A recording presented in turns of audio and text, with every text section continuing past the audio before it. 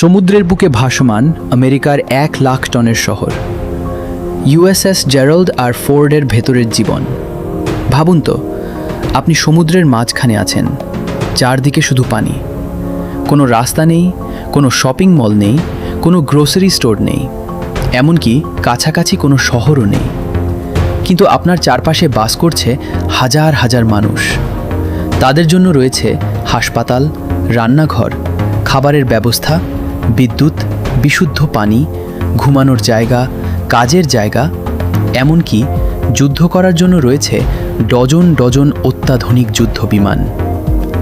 শুনতে অবিশ্বাস্য লাগলেও এটি কোনো কল্পকাহিনী নয়। এটি হলো মার্কিন নৌবাহিনীর ইউএসএস জেরাল্ড আর ফোর্ড, বিশ্বের সবচেয়ে বড় এবং অত্যাধুনিক এয়ারক্রাফট ক্যারিয়ারগুলোর একটি। জাহাজটির দৈর্ঘ্য প্রায় 1092 ফুট এবং পূর্ণ অবস্থায় এর ওজন প্রায় 1,00,000 লং টন। এতে জাহাজের ক্রু, এয়ার উইং এবং স্টাফ মিলিয়ে প্রায় 4,660 জন মানুষ থাকতে পারে, আর এটি 75টিরও বেশি বিমান বহন করতে সক্ষম। কিন্তু প্রশ্ন হলো, সমুদ্রের মাঝখানে এত মানুষের জীবন কিভাবে চলে? তারা কি খায়, কোথায় ঘুমায়, কিভাবে বিশুদ্ধ পানি পায়? আর সবচেয়ে গুরুত্বপূর্ণ, যদি কয়েক মাস ধরে স্থলভাগ থেকে হাজার হাজার কিলোমিটার দূরে থাকতে হয়, তখন তাদের দৈনন্দিন জীবন কেমন হয়? আজকের ভিডিওতে আমরা ঢুকে পড়ব এই বিশাল ভাসমান শহরের ভেতরে। প্রথমেই, খাবার আসে কোথা থেকে? একটি শহরে কয়েক হাজার মানুষ থাকলে প্রতিদিন বিপুল পরিমাণ খাবার দরকার হয়। আর ইউএসএস জেরাল্ড আর ফোর্ডে এই কাজটি আরও কঠিন, কারণ এটি সমুদ্রের মাঝখানে। এখানে কোনো সুপারমার্কেট নেই, কেউ হঠাৎ বাইরে গিয়ে বাজার করতে পারে না। তাই জাহাজে খাবারের সরবরাহ আগে থেকেই পরিকল্পনা করে নিতে হয়। তবে প্রয়োজন হলে জাহাজটি সমুদ্রে থাকা অবস্থাতেও অন্য জাহাজের কাছ থেকে সরবরাহ গ্রহণ করতে পারে। এটাকে বলা হয় আন্ডারওয়ে রিপ্লেনিশমেন্ট, অর্থাৎ জাহাজ থামবে না, কিন্তু চলন্ত অবস্থাতেই খাবার, জ্বালানি ও অন্যান্য প্রয়োজনীয় সামগ্রী অন্য জাহাজ থেকে গ্রহণ করতে পারবে। জেরাল্ড আর ফোর্ডের একটি দীর্ঘ ডিপ্লয়মেন্টে এর ক্রুরা সমুদ্রে থেকেই 23 বার রিপ্লেনিশমেন্ট অ্যাট সি পরিচালনা করেছিল এবং 57,713 নটিক্যাল মাইলের। এবার আসি জাহাজের রান্নাঘরে। মার্কিন নৌবাহিনীর ভাষায় জাহাজের রান্নাঘরকে বলা হয় গ্যালি। এখানে খাবার তৈরি করা কোনো ছোটোখাটো কাজ নয়।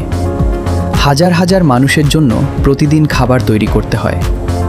সকালের নাস্তা থেকে শুরু করে দুপুরের খাবার, রাতের খাবার এবং বিভিন্ন শিফটে কাজ করা নাবিকদের জন্য অতিরিক্ত খাবার, সব কিছুর ব্যবস্থা করতে হয়। জেরাল্ড আর ফোর্ডের প্রথম ঐতিহাসিক ডিপ্লয়মেন্টে তার কালিনারি টিম প্রায় 3.1 মিলিয়ন মিল প্রস্তুত ও পরিবেশন করেছিল। এই বিশাল সংখ্যাটা শুনলে বোঝা যায় একটি এয়ারক্রাফট ক্যারিয়ার চালানো আসলে শুধু বিমান ও অস্ত্রের ব্যাপার নয়। এর পেছনে রয়েছে বিশাল একটি লজিস্টিক্স সিস্টেম। আর এই খাবার তৈরির মানুষগুলো সাধারণ রাঁধুনি নন। তাদের নৌবাহিনীর নির্দিষ্ট ট্রেনিং নিতে হয়, কারণ কয়েক হাজার মানুষের জন্য রান্না করা আর একটি সাধারণ রেস্টুরেন্টে রান্না করার মধ্যে বিশাল পার্থক্য রয়েছে। এখানে খাবারের পরিমাণ যেমন বেশি, তেমনি হাইজিন এবং ফুড সেফটির নিয়মও অত্যন্ত কঠোর। কিন্তু খাবার ছাড়াও সবচেয়ে গুরুত্বপূর্ণ জিনিস হলো পানি। সমুদ্রের চারদিকে পানি থাকলেও সেই পানি সরাসরি পান করা যায় না। তাই জাহাজে রয়েছে পানি বিশুদ্ধ করার ব্যবস্থা। এটি সমুদ্রের ঢেউয়ের ওপর ভাসছে, আর এখান থেকেই যুদ্ধবিমান আকাশে ওঠে। জেরাল্ড আর ফোর্ডে রয়েছে 4টি ইলেকট্রোম্যাগনেটিক এয়ারক্রাফট ক্যাটাপল্ট, অর্থাৎ পুরনো ক্যারিয়ারের মতো স্টিম ক্যাটাপল্টের পরিবর্তে EMALS নামে ইলেকট্রোম্যাগনেটিক লঞ্চ সিস্টেম ব্যবহার করা হয়। এই প্রযুক্তি বিমানকে অত্যন্ত দ্রুততার সঙ্গে ফ্লাইট ডেক থেকে আকাশে পাঠাতে সাহায্য করে। আর বিমান যখন ফিরে আসে, তখন ফ্লাইট ডেকের অ্যারেস্টিং সিস্টেম সেটিকে থামিয়ে দেয়। এই পুরো প্রক্রিয়ায় কয়েক সেকেন্ডের ভুলও মারাত্মক হতে পারে। তাই ফ্লাইট ডেকের প্রতিটি সেইলারের কাজ অত্যন্ত গুরুত্বপূর্ণ। কিন্তু এই মানুষগুলো শুধু যুদ্ধই করে না। একটি এয়ারক্রাফট ক্যারিয়ার আসলে একটি ছোট শহরের মতো। এখানে মেডিকেল ফ্যাসিলিটিস রয়েছে, রক্ষণাবেক্ষণের জন্য বিশাল ওয়ার্কশপ রয়েছে, যোগাযোগ ব্যবস্থা রয়েছে,